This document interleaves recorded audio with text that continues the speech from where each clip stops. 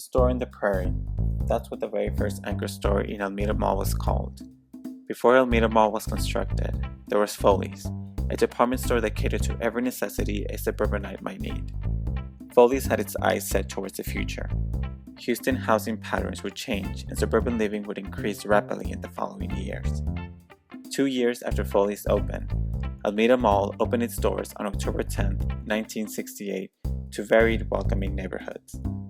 Almeda drew its crowds from the surrounding southeast communities, including the NASA and Galveston areas. The relative ease of access to get to the mall was taken into consideration. During this time, Houston's freeway development was well underway. New highways and streets were being built to connect surrounding areas back to downtown Houston. Almeda was built with a mid-20th century flair. Inside, shoppers found a large fountain arboretum, live vegetation stations, and planters that lined sky-lit corridors.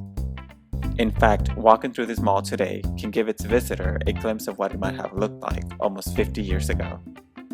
In its prime, Almeda was on a very successful path. This recipe for success not only included selling products to suburbanites, but also a social hub to its surrounding neighbors by offering commodities that the area needed. Eventually, tornadoes, hail, and strong rain began to take a toll on the infrastructure of the mall. Even though Almeda's management remained optimistic and kept investing in many repairs, Almeda's surrounding community was evolving, which triggered a steady decline in the mall. If history reveals anything from Almeda's past, it is that the developer paid close attention to what the community needed at the time. The mall interior morphed to accommodate temporary businesses. It also shared its site with more than just retailers, and it became part of the community's DNA. What Almeda Mall did for the community is far from being a memory.